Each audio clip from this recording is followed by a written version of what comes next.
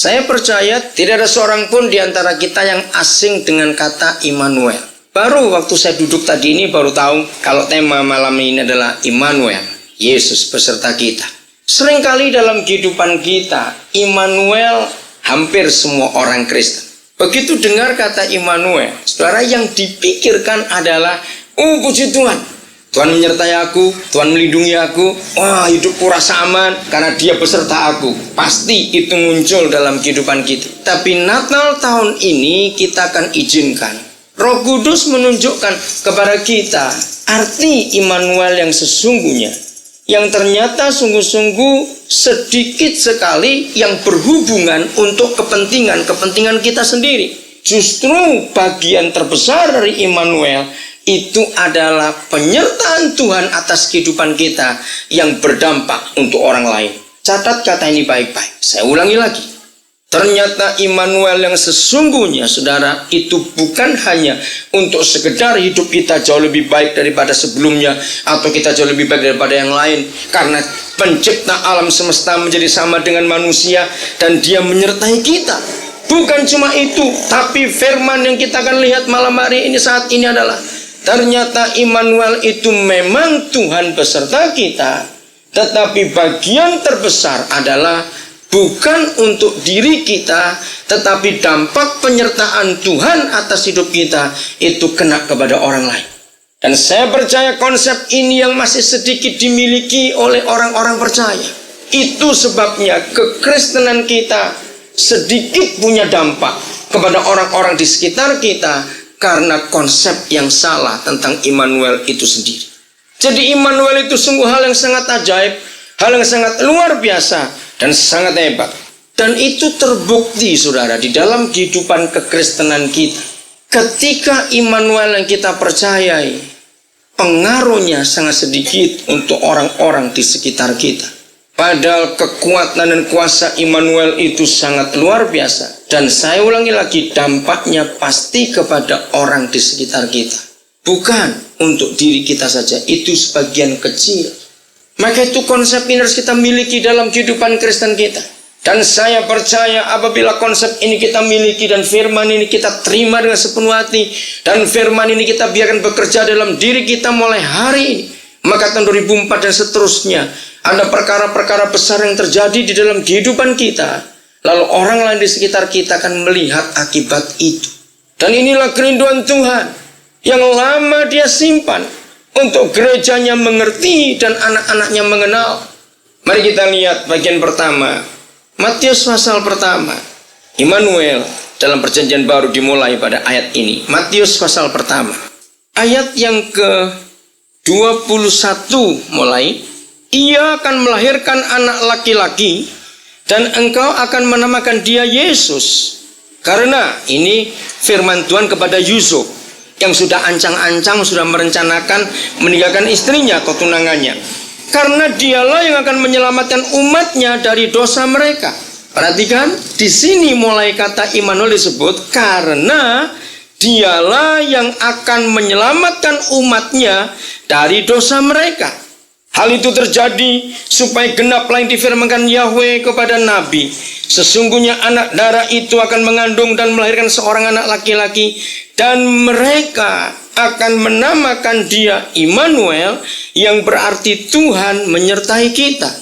Tetapi dimulai dari hati Bapa di surga, Dia yang akan menyelamatkan banyak orang atau semua orang dari dosa mereka. Nah, dari sini kita melihat anak-anak Tuhan, dampak yang dinyatakan Tuhan lagi sekali kepada umatnya, kepada orang lain, bukan kepada diri sendiri. Konsep ini harus kita simpan dalam diri kita. Nah, jadi kalau kita tidak merubah konsep berpikir kita tentang Immanuel, lalu selama ini kita hanya berpikir, puji Tuhan, hidupku jauh lebih baik, waduh luar biasa, aku aman betul, aku nggak takut ini, nggak takut itu, aku nggak takut gangguan orang jahat, karena dia Immanuel buat aku. Selama kita berpikir hanya aku dan aku dan aku, maka itu jelas tipuan iblis atas gereja Tuhan, sehingga Immanuel itu tidak pernah berpengaruh dan berdampak untuk orang-orang berdosa di sekitar kita. Jadi saya akan ulang-ulang terus konsep ini sampai itu masuk betul dalam pikiran dan roh kita. Lalu pasti akan ada tindakan-tindakan dan dampak yang luar biasa dalam kehidupan kita. Nanti kita akan mencari dalam firman Tuhan. Ternyata tidak semua orang Kristen. Saudara akan kaget kalau kita lihat firman Tuhan. Ternyata tidak semua orang Kristen, termasuk tidak semua kami hamba-hamba Tuhan yang disertai Tuhan dalam hidupnya. Ini yang akan mengejutkan kita. Saya ulangi lagi, ternyata tidak semua orang Kristen dan tidak semua hamba Tuhan yang mengalami Immanuel dalam hidupnya, karena ada persyaratan yang kita harus lihat dalam Alkitab ini. Sungguh saudara, sudah waktunya gereja memberitakan yang benar tentang Natal dan tentang Immanuel ini, supaya kemuliaan Tuhan yang dia rindukan itu terjadi betul-betul dalam kehidupan kita. Maka kita akan melihat dua tokoh saudara kita dalam perjanjian lama yang hidupnya betul-betul mengalami Immanuel. Saya ulangi lagi, kita akan melihat dua contoh, dua pribadi dari saudara kita di perjanjian lama yang hidupnya sungguh-sungguh mengalami Immanuel itu. Dan dari kedua mereka ini kita akan menemukan dan mempelajari apa syaratnya sehingga dia yang Immanuel betul-betul jadi Immanuel dalam kehidupan kita. Ini cuma contoh saja. Jangan sampai seperti kebanyakan orang di Jawa. Saudara, orang di Jawa itu begitu banyak yang namanya selamat. Orang tuanya memberi nama selamat dengan harapan supaya anaknya selamat. Tapi ada selamat kesambar petir, mati jadi nggak selamat juga. Ada selamat tabrak mobil, mati nggak selamat juga. Dan ada banyak selamat-selamat yang lain lagi yang ternyata nggak selamat. Nah, jangan sampai kita juga seperti itu. Percayakan Immanuel, tapi kita nggak pernah ngalami Immanuel itu karena ada persyaratan yang kita tidak pernah genapi dalam kehidupan kita. Ini satu konsep yang kita akan temukan. Kita akan mulai dalam kehidupan Daud, saudara kita. Luar biasa penyertaannya. 2 Samuel pasal 5. 2 Samuel pasal yang kelima. Kita akan melihat bagaimana dampak penyertaan Tuhan dalam hidup Daud. Ada sesuatu yang nyata. Maka itu kita harus jujur pada diri sendiri. Sudah tahun 2003 hampir habis, kurang berapa hari lagi tahun ini selesai. Mari setelah kita punya gambaran dalam firman Tuhan ini, maka kita akan mencocokkan. Saudara, inilah Alkitab. Saya pernah tahun 80-an yang lalu waktu khotbah di satu gereja di kota Leiden di negeri Belanda. Dan saya terpukau dengan sebuah tulisan di mimbar dari gereja itu di dindingnya. Dan sampai hari ini saya belum pernah ketemu tulisan itu lagi di gereja manapun saya melayani. Dalam bahasa saya akan Indonesiakan, ditulis begini: Alkitab adalah satu-satunya buku di dunia ini. Siapa saja yang membaca dia, maka dia akan membaca orang itu. Ngerti nggak saudara? Sungguh, Alkitab adalah satu-satunya buku di dunia ini. Kalau siapa saja membacanya, maka Alkitab itu akan membaca yang membacanya. Artinya, kita akan diteliti, kita akan diselidiki, kita akan diterangi, kita akan ditelanjangi, kita akan dibaca habis oleh Alkitab itu sendiri. Dan itu betul. Kira-kira saudara setuju dengan tulisan itu? Saya sangat setuju. Tidak ada seperti itu. Maka itu kalau kita baca firman Tuhan, lalu Roh Kudus meneranginya, kemudian tidak ada perubahan dalam kehidupan kita. Yang jahat tetap jahat, yang malas tetap malas, yang berdosa tetap berdosa, yang pelit tetap pelit, yang pemarah tetap pemarah. Berarti kita tidak layak disebut Kristen. Karena nggak ada perubahan-perubahan yang nampak. Itu sebabnya kalau kita baca firman ini, biarlah dia membaca kita, lalu dia akan menelanjangi kita di bagian mana yang kurang dan yang belum betul dalam diri kita. Jujurlah kepada Roh Kudus untuk minta dia merubah kehidupan kita sesuai apa yang kita baca. Saudara bisa berkata amin untuk ini? Harus begitu, tidak bisa tidak.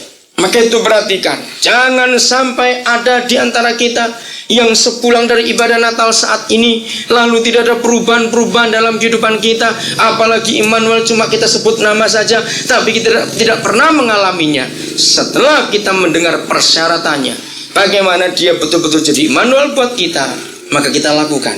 Maka dampaknya luar biasa, saudara. 2 Samuel pasal 5. Saya akan mulai baca ayat yang keempat dulu. Daud berumur 30 tahun. Pada waktu ia menjadi raja, 40 tahun lamanya ia memerintah. Di Hebron ia memerintah atas Yuda 7 tahun 6 bulan. Dan di Yerusalem ia memerintah 33 tahun atas seluruh Israel dan Yehuda. Terus ayat yang ke-9 dan 10. Dan Daud menetap di kubu pertahanan itu dan menamainya kota Daud.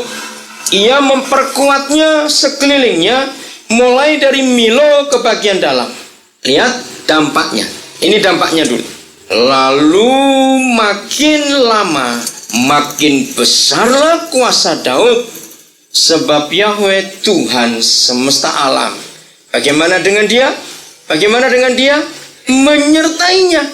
Nah, inilah dampak yang luar biasa.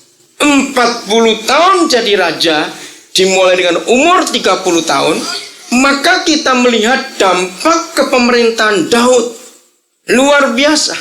Lagi sekali, dampak kepemerintahan Daud luar biasa. Jadi, dimanapun kita hidup, sebagai apapun juga. Hari ini ada banyak profesi yang hadir. Saya lihat ada Pak Camat yang hamba Tuhan juga. Saya lihat ada pegawai negeri, saya lihat ada karyawan, ada anak-anak pelajar, ada juga yang pengangguran, ada pilotnya di sini, ada ibu rumah tangga, dan macam-macam lagi.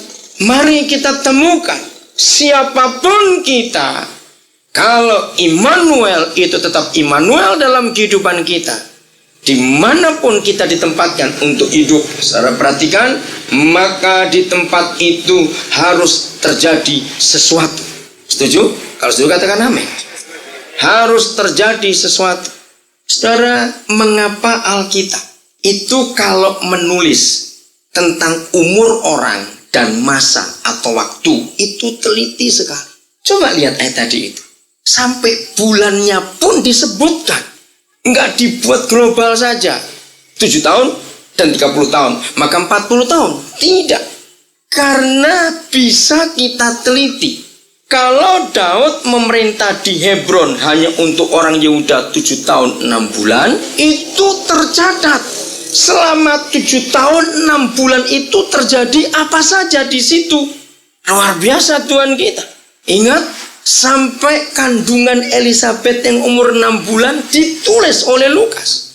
Jangan diabaikan tentang waktu-waktu yang ditulis oleh Alkitab. Itu penting sekali. Lalu sisanya memerintah 33 tahun atas seluruh Israel. Ditulis. Terjadi apa? Dan itu sungguh luar biasa. Mari kita jujur pada diri sendiri. Saya percaya tidak ada orang di antara kita yang lupa umurnya. Memang tepatnya berapa bulan mungkin lupa, maklum. Tapi jumlah umur tak pasti ingat. Betul? Kalau sampai lupa umur, sekarang buka KTP-nya supaya ingat. Kenapa saya tanya ini kepada saudara? Tanyakan pada dirimu sendiri. Umur kita sudah berapa? Umurku sudah berapa?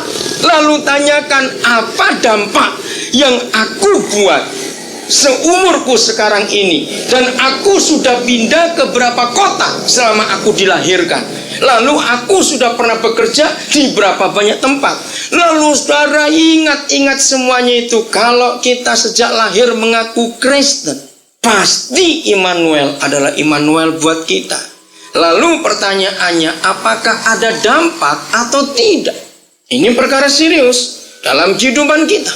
Mengerti kira-kira ini? Saudara, orang itu dihitung, dinilai, ditentukan.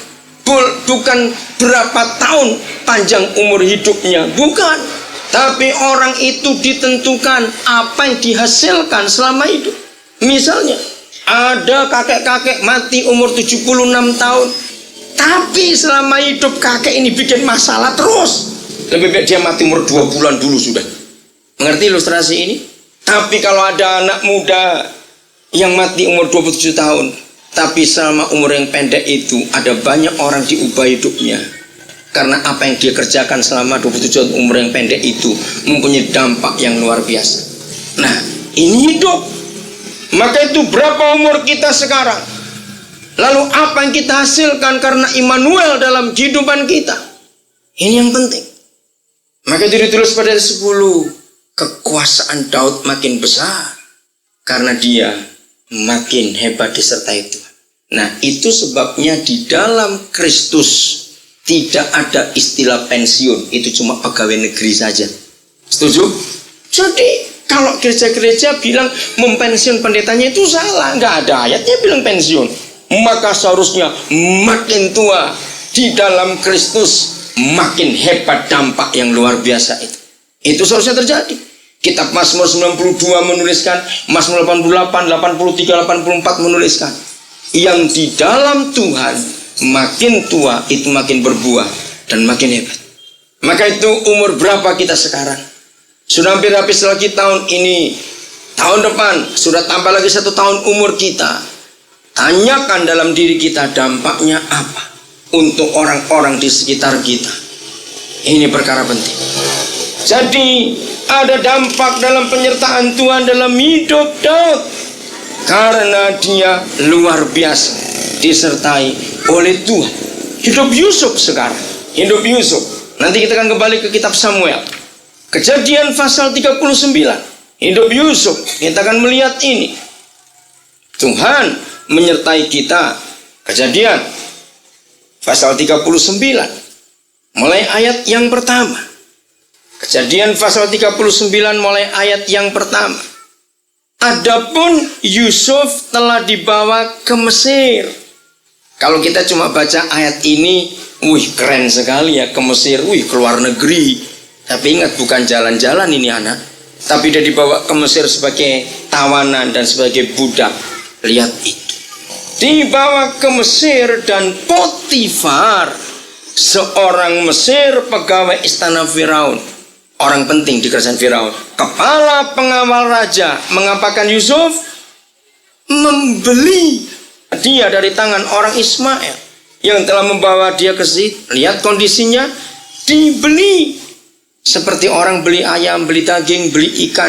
Daud Yusuf dijual sebagai budak.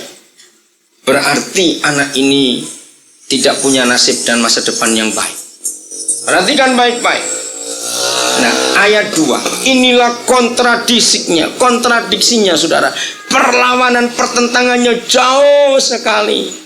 Tetapi Yahweh Tuhan menyertai Yusuf. Mari kita baca sama-sama. Yang gak bawa Alkitab, lihat sebelahnya. Nathan, kamu lihat sebelahnya. Ayo, yang gak bawa Alkitab, lihat sebelahnya. Ini penting sekali. Saya ulangi, ayat 2 kita baca sama-sama. 1, 2, 3. Tetapi Yahweh menyertai Yusuf sehingga ia menjadi seorang yang selalu berhasil dalam pekerjaannya. Cukup sampai di situ saja. Saudara, garis bawahi arti Immanuel pada ayat ini, di mana Immanuel nyata dalam kehidupan seseorang, maka pasti dampaknya orang itu mengerjakan apa saja pasti berhasil. Kalau kita mau jujur pada diri kita sendiri di tanah Papua, maka jauh orang-orang Kristen yang mengaku Kristen di tanah ini yang hidupnya berhasil. Bahkan kata selalu, gak main-main ini. Orang yang selalu berhasil dalam pekerjaan karena Immanuel. Lalu kita lihat dampak yang terjadi. Ayat 3, saudara. Ini yang saya sangat percaya tentang arti kata Immanuel. Setelah dilihat oleh tuannya bahwa Yusuf disertai Yahweh dan bahwa Yahweh membuat berhasil segala sesuatu yang dikerjakannya. Hai orang Kristen, perhatikan ini dengan serius. Potifar itu bukan orang percaya Tuhan, tapi dia bangsa kafir. Ini yang mengagumkan anak-anak Tuhan. Bagaimana yang sampai hari ini masih sulit dilihat sebuah bentuk. Tapi nggak usah kita lihat bentuknya, tapi dampaknya. Saya mau tekankan bagian ini untuk ayat 3, anak-anak Tuhan, perhatikan. Kalau orang kafir, sihirnya luar biasa di Mesir itu, bisa melihat dengan matanya sendiri bahwa dalam hidup Yusuf ada penyertaan Tuhan. Coba saudara perhatikan. Maka seharusnya begitulah kita, anak-anak Tuhan atau orang-orang Kristen ini. bahwa orang kafir sekalipun harus bisa melihat penyertaan Tuhan dalam hidup kita. Jadi orang kafir pun sampai bisa melihat penyertaan Tuhan itu. Ini yang mengherankan saudara. Maka itu betapa hebatnya kalau setiap kita mengaku Kristen. Tahun depan ini dalam hari ke hari, bulan ke bulan, sampai lewat lagi tahun 2004. Immanuel itu betul-betul Immanuel buat kita semua. Saudara, tidak akan lama Papua ini penuh kemuliaan Tuhan. Jumlah pendatang luar biasa di Papua, saudara. Pesawat penuh, kapal penuh. Kita orang Kristen di Papua harus sadar. Kalau kita tidak makin sungguh-sungguh di dalam Tuhan Yesus, saudara perhatikan, maka kondisi kita akan berbalik. Kita akan jadi minoritas di sini nanti. Lalu dampak yang ada pada kekristenan tidak akan pernah berpengaruh kepada orang-orang yang datang itu. Saudara, ini perkara serius ini. Kami terus memikirkan ini. Sudah begitu serangan saksi Yehova makin luar biasa terhadap gereja Tuhan di tanah Papua ini. Dan di dalam kita diserang dengan saudara kita mengaku Kristen, tapi palsu. Dari luar kita diserang oleh para pendatang begitu banyak. Bukan kita akan marah pada mereka, tidak. Justru kesempatan kita menggarami mereka karena mereka datang ke tempat kita. Harusnya begitu. Maka itu anak-anak Tuhan, seriuslah dalam hidup ini.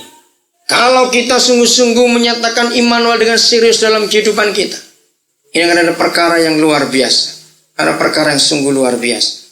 Kalau apa yang terjadi dalam hidup Yusuf itu terjadi dalam kehidupan kita sebagai gereja Tuhan, maka siapapun juga orang di sekitar kita akan lihat penyertaan Tuhan itu. Dan ini yang harus terjadi dampaknya. Maka itu dari depan tadi saya sudah berulang-ulang berkata, Immanuel bukan cuma untuk kita, tapi lewat kita untuk orang lain. Katakan amin. Harus begitu dalam kehidupan kita. Jangan puas kalau hanya kita mengalami Immanuel, tapi Immanuel gak pernah dinikmati oleh orang-orang di mana kita berada. Maka itu saya ulangi lagi, umur berapa saudara sekarang, dan selama hidup sudah pindah ke berapa tempat, dan cek kembali di setiap tempat di mana kita pernah hidup, dalam bentuk apa juga, apakah ada dampak-dampak yang positif terjadi di tempat-tempat itu. Atau jangan sampai terjadi di dalam nama Yesus atas kehidupan kita. Kita suka pindah-pindah tempat karena kita buat masalah di tempat yang lama. Lalu kita menghindar supaya orang nggak tahu di tempat yang baru buat masalah lagi. Goblok, dalam nama Yesus bertobat. Jangan mengaku diri Kristen kalau seperti itu. Memalukan nama Tuhan. Maka itu serius dalam hal ini anak-anak Tuhan. Terlalu lama Tuhan dihina orang. Bukan karena dia yang salah, tapi karena kelakuan kita. Betul tidak? Maka itu mari kita sadar betul akan hal ini anak-anak Tuhan.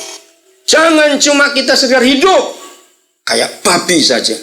Tunggu makan pagi dibangunkan, tidur lagi, tunggu makan siang dibangunkan. Maaf saya berkata, hasilkan sesuatu dalam hidup kita. Kalau kita mengaku ada Immanuel dalam diri kita, saudara bisa berkata amin. Jangan cuma pintar nyanyi, pintar sembahyang, pintar khotbah, tapi lingkungan kita nggak pernah kita ubah. Saya mau berkata tegas ini, hanya rajin beribadah, itu cuma jago di kandang saja, tapi lingkungan kita nggak pernah ada perubahan. Percuma Kristen seperti itu. Maka itu ini perkara serius untuk kita tanyakan dalam diri kita. Sudah berapa kali kita pindah tempat selama kita hidup, dan apa dampak-dampak di tempat itu. Rajinnya kita beribadah akan dinilai bukan cuma selama ibadah itu, tapi dampak keluarnya sejauh apa. Apa artinya Yesus berkata kamu garam dunia dan kamu terang dunia? Bukankah dua benda itu fungsinya keluar bukan fungsi ke dalam? Kalau benda garam itu difungsikan ke dalam, maka itu tidak salah. Kalau begitu banyak hamba Tuhan karena penyakit darah tinggi karena terlalu banyak garam di gerejanya, yang dikumpulkan terus gak pernah disebar keluar garam-garam itu. Jadi dampak kekristenan selalu keluar, katakan amin, bukan ke dalam. Inilah bukti sampai orang kafir sendiri bisa melihat Tuhan menyertai orang ini. Luar biasa kalau Kristen di tanah Papua akan mengalami hal seperti itu, saudara. Lihat kata selanjutnya, ayat 4. Maka Yusuf mendapat kasih tuannya dan Yusuf boleh melayani dia. Nah, perhatikan, ningkat terus. Maka itu saya percaya dan sangat percaya, kalau semua orang Kristen mengalami Immanuel dengan betul dalam dirinya, tidak ada hidup orang Kristen yang terus turun, tapi akan naik terus. Katakan amin. Dan ini buktinya. Maka itu anak-anak Tuhan, berapapun umur saudara, dan sudah menjelang, sudah akhir 2003, umur berapa kamu sekarang? Apa hasil hidupmu? Perhatikan ayat ini dalam nama Yesus. Perhatikan. Setelah diberi kuasa dan segala miliknya diserahkannya pada kekuasaan Yusuf. Ada peningkatan, ada peningkatan.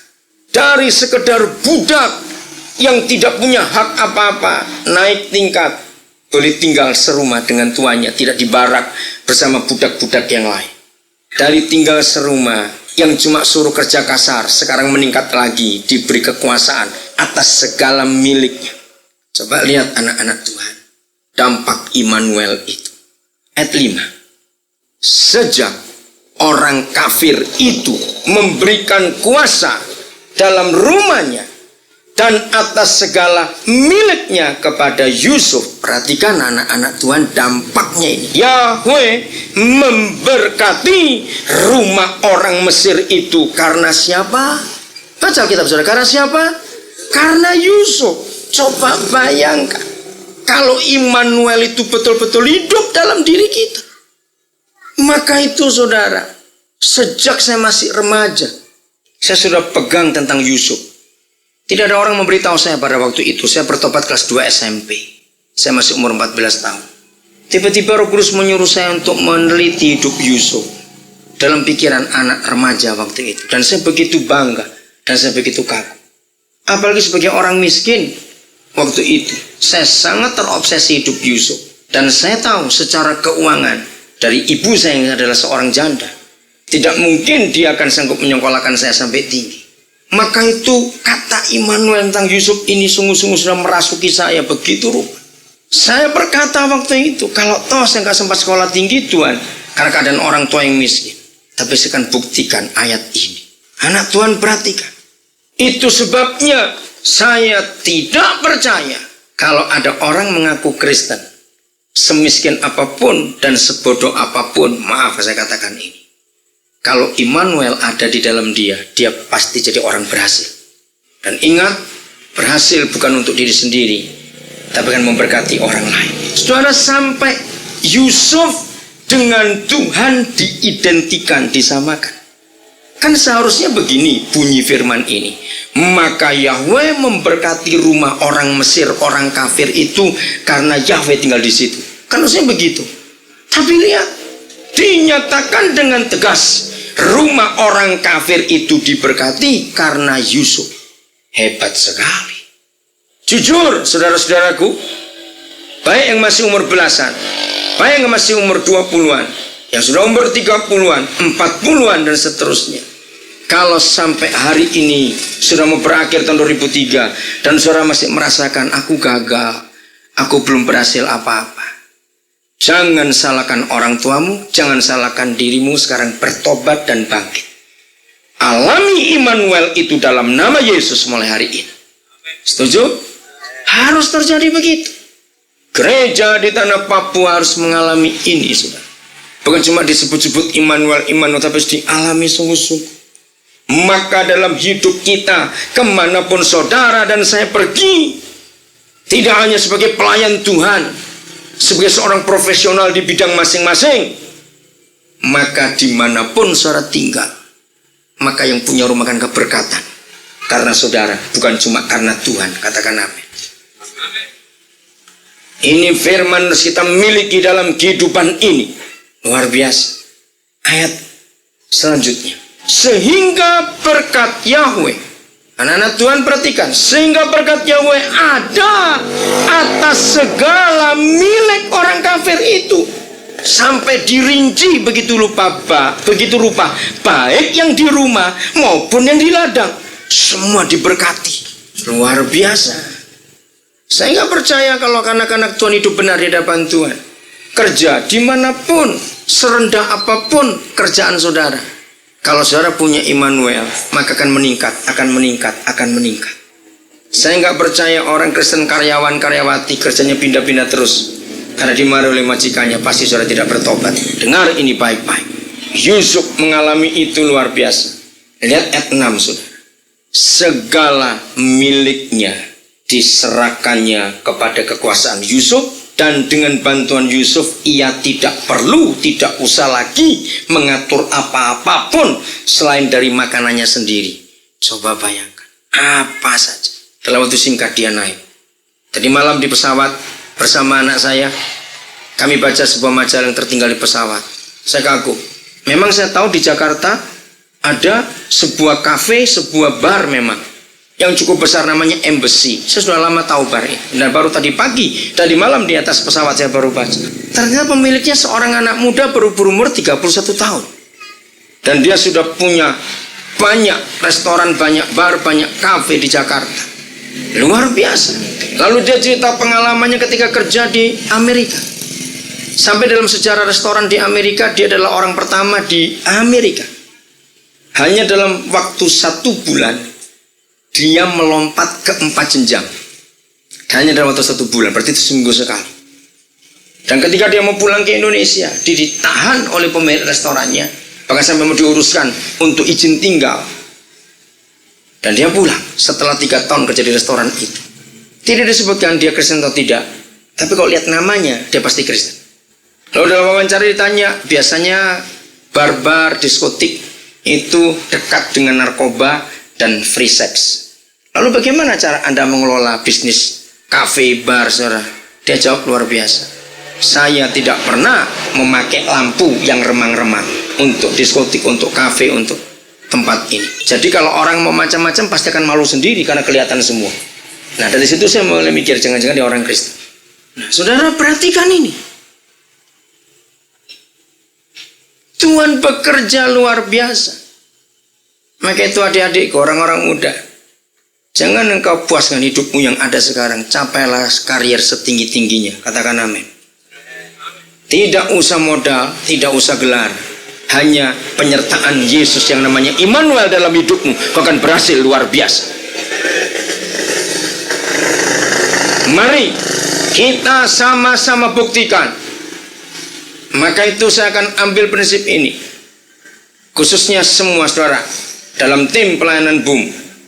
Tolong para pemimpin dan orang-orang tua, perhatikan semua orang di sekitar kita. Tolong Pak Camat, tolong saudara-saudara para pemimpin, perhatikan. Kalau ada orang-orang yang saudara pimpin di sini malam ini, dengar siapapun juga saudara, beri waktu sampai bulan Maret.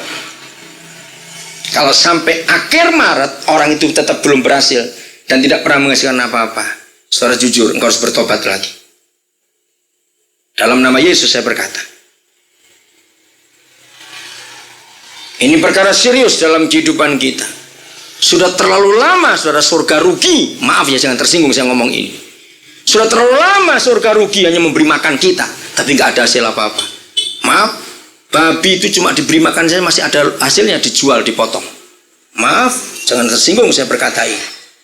Inilah yang buat bangkrut kerajaan surga. Dari waktu ke waktu kita tidak menghasilkan apa-apa. Kalau saudara pilih tema Immanuel, Yesus beserta kita, inilah dampak. Maka itu periksa diri masing-masing sampai bulan Maret. Saudara, ini yang Tuhan buat. Izinkan saya memberikan kesaksian ini. Lagi sekali, jangan saudara lihat diri saya, tapi lihat Tuhan. Dan alamilah Tuhan yang sama yang saya percaya, saudara percaya juga. Bapak Ibu Pasang, Bapak Ibu Ayub Semerta adalah saksi-saksi hidup. Bagaimana pertama kali, tahun-tahun pertama saya masuk ke Papua. Pak Koroa juga masih ada. Saudara, tadi waktu di kantor imigrasi, saya baru sadar ketika seseorang tanya kepada saya, dan kemuliaan hanya bagi Tuhan. 92 pertama kali kami masuk Biak. 93 pertama kali kami masuk Nabire. Lalu 95 akhir pertama kali kami masuk Manokwari. Saudara, Tuhan bekerja secara luar biasa sehingga membuktikan ini. Dari Nabire sampai ke Kabupaten Paniai, sekolah-sekolah berdiri. Di Momiwaren sekolah berdiri. Belum pernah ada sejarah seorang bupati Bapak Bupati Manokwari, Bapak Mandacan, dalam periode yang cukup singkat sudah 2 kali mengunjungi sekolah kami di Mumiware sampai Kecamatan Sikihera. Karena Bupati Mandacan melihat sebagai orang pegunungan Arfak, dia begitu kagum akan sekolah pesat yang ada di Mumiware. Dan dari tahun lalu tim itu sudah sampai Membramu, dan sekarang ketua pesat di Manokwari ada di Lembah Membramu. Kami akan bergerak terus. Saudara, maafkan. Contoh ini saudara perhatikan baik-baik. Ada sesuatu yang kita kerjakan dalam hidup ini.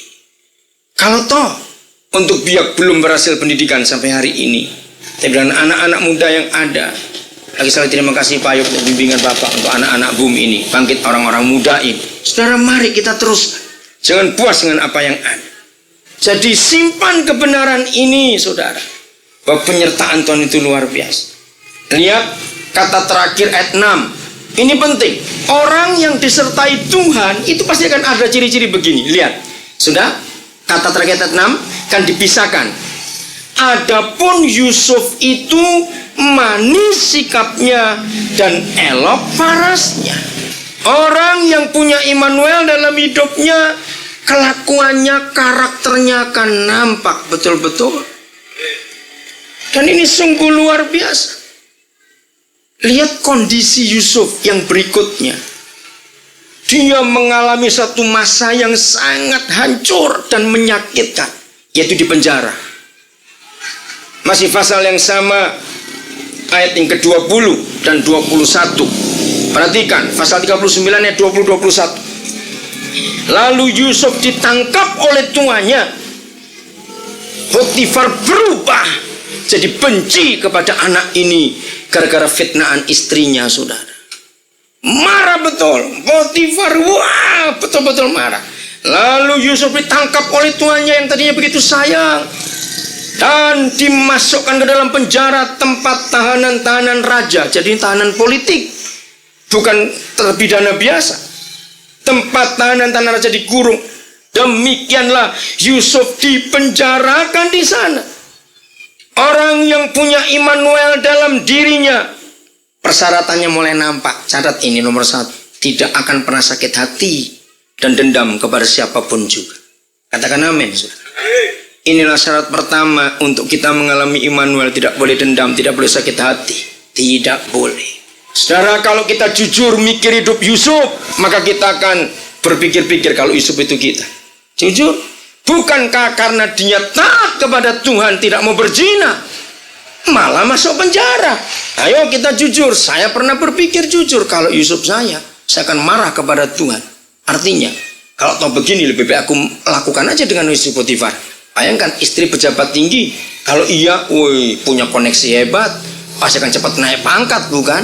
Justru hasilnya malah masuk penjara. Yusuf tidak dendam kepada Potifar dan istri Potifar. Yusuf pun tidak marah dan kecewa kepada Tuhan. Inilah syarat pertama untuk kita mengalami Immanuel dalam hidup ini. Kalau saudara mengalami kegagalan, kalau saudara mengalami penurunan gaji, kalau saudara mengalami banyak masalah dalam hidup, lalu menyalahkan orang yang membuat saudara seperti itu, maka Immanuel tidak berfungsi dalam diri kita. Catat itu baik-baik. Pikirkan, harusnya dia kecewa sungguh-sungguh. Sudah taat begini hasilnya. Tapi lihat ayat 21. Tetapi Yahweh bagaimana menyertai Yusuf, Immanuel lagi, dan melimpahkan kasih setianya kepada Yusuf. Kembali sikap yang manis, karakter yang manis nampak walaupun di penjara, sehingga membuat Yusuf menjadi apa? Apa kitab saudara baca? Menjadi apa? Kesayangan bagi kepala penjara. Itu luar biasa. Nah, ciri-ciri orang yang ada Immanuel dalam hidupnya sama lagi. Maka itu saya tadi berulang-ulang katakan, setelah umur kita sekian sampai akhir 2003, maka harus ingat kita sudah pindah ke beberapa tempat di Indonesia ini. Lalu dari beberapa tempat yang kita pernah pindah, ada nggak hal yang sama terjadi? Lihat, yang tadi enak, di rumah enak, diberi kekuasaan semuanya enak. Ya wajar kalau enak itu karakter bagus, manis sikapnya, tapi ini di penjara, saudara. Ternyata dampak Immanuel tetap sama di posisi manapun kita hidup dan di situasi manapun kita tinggal. Katakan amin. Mari kita lihat ayat yang ke-22. Sebab itu kepala penjara mempercayakan semua tahanan dalam penjara itu kepada Yusuf, dan segala pekerjaan yang harus dilakukan di situ dialah yang mengurusnya. Dan kepala penjara tidak menyampuri segala yang dipercayakannya kepada Yusuf. Ulangi lagi, Immanuel, karena Yahweh menyertai dia, dan apa yang dikerjakan Yusuf dibuat Yahweh berhasil. Anak-anak Tuhan, betapa indahnya kalau Papua tahun 2004 mengalami ini. Sedih kami sebagai orang Papua. Saudara, kalau dihitung, lebih dari 70% pemuda-pemudi Papua ini pengangguran. Lihat aja, sedih. Tapi sekalipun pengangguran, kalau gereja memberitakan Immanuel dengan betul, mereka akan jadi orang berhasil juga. Ini firman-Nya, ini jaminannya, saudara. Kejadian 37. Kita akan melihat persyaratan Immanuel dalam diri kita. Ini yang paling kuat. Saya akan perlu waktu agak lama untuk membicarakan ini. Ayat 1. Kejadian 37. Inilah sejarah mula-mula Yusuf. Adapun Yakub, ia diam di negeri penumpangan ayahnya, yakni di tanah Kanaan. Inilah riwayat keturunan Yakub. Ini yang mengagumkan. Inilah riwayat keturunan Yakub. Tapi aneh, bukan anak sulung disebut Ruben, tapi justru anak ke-11 Yusuf. Perhatikan firman ini cara kita mempelajari Alkitab. Inilah riwayat keturunan Yakub, Yusuf. Kok Yusuf yang disebut? Tatkala dia berumur berapa? 17 tahun. Adik-adikku yang masih belasan tahun, inilah patokan umurmu dalam nama Yesus. Umur 17, Tuhan mulai bekerja dalam hidup Yusuf. Ya, jadi masih muda. Garis bawahi kata ini. Anak-anak remaja belasan tahun, perhatikan dalam nama Yesus. Kata ini penting. Yusuf tatkala berumur 17 tahun, jadi masih muda, biasa menggembalakan kambing domba. Inilah syarat yang kedua untuk Immanuel ada dalam diri kita, anak-anak Tuhan. Saya menemukan kebenaran ini sungguh mengagumkan. Kata biasa itu tidak menunjukkan suatu hal yang negatif. Karena kalau kita cuma baca itu saja biasa, ya itu kerjaan rutin. Tidak. Ternyata kata biasa yang saya temukan dalam ayat ini menunjukkan terlatih. Catat baik-baik anak-anak muda. Tuhan selalu menjadi Immanuel bagi orang yang terlatih. Katakan amin. Training itu sangat penting. Kata biasa yang menjadi terlatih, itu muncul kata disiplin dalam nama Yesus. Kerjakan ini. Tuhan tidak pernah menjadi Immanuel kepada pemalas. Catat baik-baik. Tuhan tidak akan menjadi Immanuel kepada pemalas dalam nama Yesus. Saya mau katakan kepada anak-anak muda, kalau engkau suka bangun siang, engkau akan pernah berhasil hidupmu sampai engkau mati tua nanti, akan tetap jadi pengemis. Dengar baik-baik ini. Kata biasa mengembalakan kambing domba itu artinya terlatih, mendisiplin diri. Maka itu dia disebut mengalami Immanuel dalam dirinya. Kembali ke 1 Samuel sekarang. 1 Samuel, perhatikan. Kita akan menemukan kebenaran ini. Pasal 16. Siapa Daud? 1 Samuel pasal yang ke-16. Kita akan melihat ini. Bagaimana pertama-pertama Tuhan memanggil Daud. Ayat yang ke-18. Tadi kita sudah temukan dulu pertama kali Daud memang disertai Tuhan, maka itu berhasil. Dan inilah kunci persyaratan.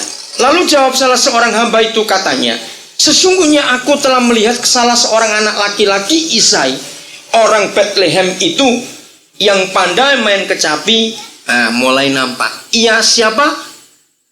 Seorang pahlawan yang gagah perkasa, seorang prajurit. Kalau dia pahlawan, kalau dia prajurit, pasti terbiasa, terlatih, dan mendisiplin diri. Katakan amin. Inilah persyaratan disertai Tuhan. Jangan cuma sebagai kumpulan pengangguran anak-anak muda. Awas itu. Setiap orang harus menghasilkan sesuatu dalam hidupnya. Dalam nama Yesus. Salah sendiri saudara milih tema ini. Sekarang saudara dimarahi. Yang pandai berbicara. Terjemahnya salah, bukan pandai berbicara, tapi punya kata-kata hikmat. Lalu sama ciri-cirinya dengan Yusuf tadi. Karakternya ditulis lagi. Dan elok perawakannya. Lalu sama lagi. Kata terakhir apa? Dan Yahweh bagaimana? Menyertai dia. Maka itu perhatikan ini. Pasal 17. Ini sudah di istana. Jadi Daud sudah tinggal di istana Saul. Dia tadi anak gembala. Saya mau tanya dulu. Enak di rumah gembala, penggembalaan, atau enak di istana Saul? Secara logika. Ya enak di istana bukan? Tapi lihat pasal 17 ayat yang ke 15. Ini yang saya kagum. Walaupun sudah enak di istana Saul, maka itu dalam nama Yesus. Hai anak-anak Tuhan di Papua, perhatikan firman ini. Tetapi Daud, bagaimana kalimat berikut? Selalu. Nah, ini kata biasa yang kita temukan di hidup Yusuf, ada di hidup Daud juga. Tetapi Daud selalu pulang daripada Saul, dari istana Saul, selalu pulang. Untuk apa? Menggembalakan kambing domba. Menggembalakan domba ayahnya di Bethlehem. Jadi Tuhan tidak akan jadi Immanuel dalam kehidupan kita kalau saudara tidak rajin, tidak terlatih, tidak mendisiplin diri. Perhatikan ini baik-baik. Orang malas itu nggak cuma dilihat dari jam berapa bangunnya, mandinya pun diperiksa. Kalau suruh mandi aja malas, bagaimana ada kemuliaan Tuhan dalam hidupnya? Saudara perhatikan, ini perkara kecil. Maka itu cek diri kita masing-masing. Pagi itu perkara penting dalam kehidupan kita. Periksa diri baik-baik. Inilah Daud juga. Hidupnya Tuhan sertai luar biasa.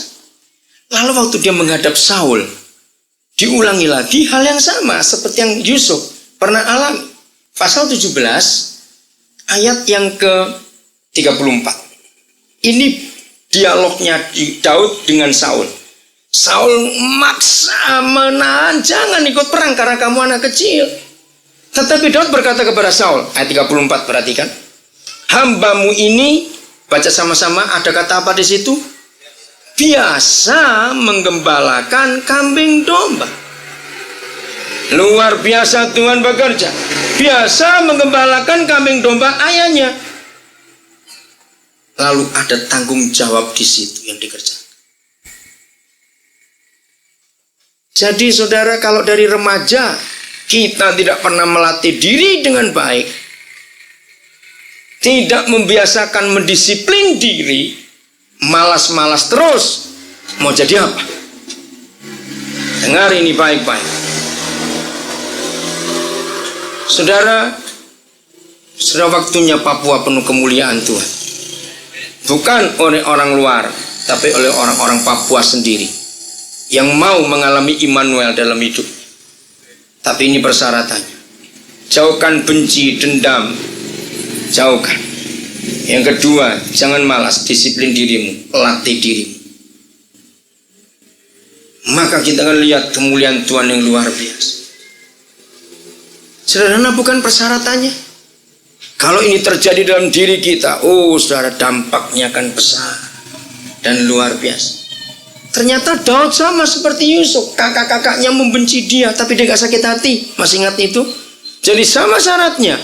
Yang memiliki Immanuel dan mengalami sungguh-sungguh dahsyatnya Immanuel, maka orang itu gak pernah punya sakit hati dan gak punya dendam, gak punya iri hati dalam hidupnya. Bagian terakhir kita kembali lagi kepada Yusuf. Pasal 41. nanti kita akan melihat umur yang sama dengan umur Daud ketika Yusuf tampil. Maka itu dua tokoh ini luar biasa pengalamannya.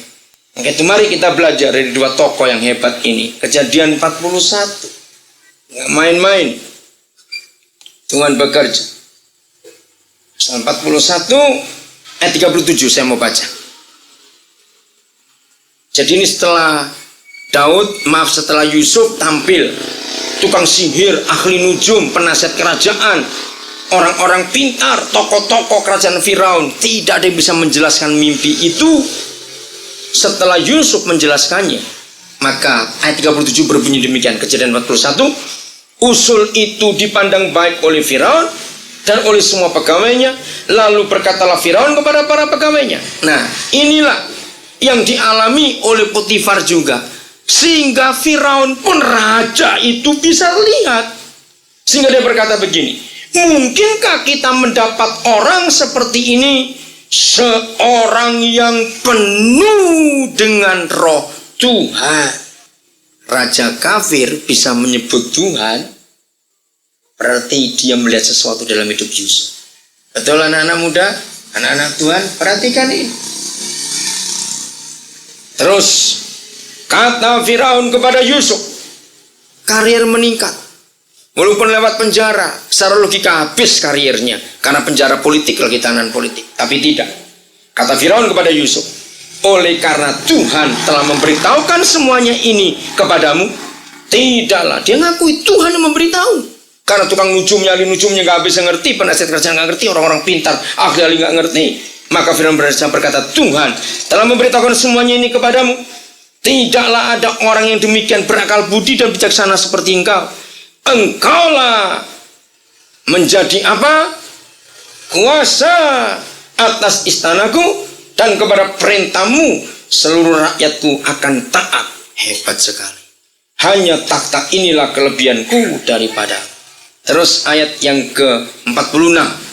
Yusuf berumur berapa? 30 tahun ketika ia menghadap Firaun raja Mesir itu. Umur berapa dia tadi dibawa ke Mesir? 17. Umur 30 dia menghadap Firaun. Berarti berapa tahun dia di total di Mesir? 13 tahun. Waktu yang cukup lama dalam penderitaan, saudara. Tapi dia nggak sakit hati, nggak dendam kepada kakak-kakaknya. Maka itu berkat Tuhan nyata dalam hidup Yusuf. Penyertaannya luar biasa. Pasal 45, ini yang terakhir. Saudara perhatikan, sungguh ini perkara yang luar biasa. Inilah kali pertama dia mengaku kepada kakak-kakaknya. Tapi kali kedua ada pertemuan, tapi yang pertama dia nggak ngaku. Pasal 45 ayat yang ketika kakak-kakaknya takut bahwa dia pasti akan balas dendam, tapi dia tidak pernah dendam sama sekali. Ayat 4, lalu kata Yusuf kepada saudara-saudaranya itu, marilah dekat-dekat. Maka mendekatlah mereka, katanya lagi, akulah Yusuf, saudaramu yang kamu jual ke Mesir. Tetapi sekarang janganlah bersusah hati dan janganlah menyesali diri karena kamu menjual aku ke sini, sebab untuk memelihara kehidupanlah Tuhan menyuruh aku mendahului kamu. Karena telah 2 tahun ada kelaparan dalam negeri ini, dan selama 5 tahun lagi orang tidak akan membaca atau menuai. Maka Tuhan ini yang mengagumkan. Orang yang ada Immanuel tidak pernah nyalakan orang lain, selalu berpikir positif. Maka Tuhan telah menyuruh aku mendahului kamu untuk menjamin kelanjutan keturunanmu di bumi dan untuk memelihara hidupmu sehingga sebagian besar daripadamu tertolong. Jadi bukanlah kamu yang menyuruh aku ke sini, tapi Tuhan. Saudara bisa berkata amin bahwa dia tidak dendam, tidak benci pada kakak-kakaknya. Bayangkan, dia berkata bukan kamu kakak-kakakku yang nyuruh aku, tapi Tuhan. Kalau Papua punya orang-orang seperti ini, akan luar biasa. Amin saudara. Maka itu malam hari ini keputusan di tangan kita masing-masing. Apakah Immanuel akan jadi Immanuel dalam diri kita atau tidak? Tergantung kita. Buang dendam dan benci. Hidup rajin, disiplin. Amin. Saya percaya tidak ada seorang pun di antara kita yang asing dengan kata Immanuel. Baru waktu saya duduk tadi ini baru tahu kalau tema malam ini adalah Immanuel, Yesus beserta kita. Seringkali dalam kehidupan kita, Immanuel hampir semua orang Kristen Begitu dengar kata Immanuel, saudara, yang dipikirkan adalah, oh puji Tuhan, Tuhan menyertai aku, Tuhan melindungi aku, wah hidupku rasa aman karena Dia beserta aku. Pasti itu muncul dalam kehidupan kita. Tapi Natal tahun ini kita akan izinkan Roh Kudus menunjukkan kepada kita arti Immanuel yang sesungguhnya, yang ternyata sungguh-sungguh sedikit sekali yang berhubungan untuk kepentingan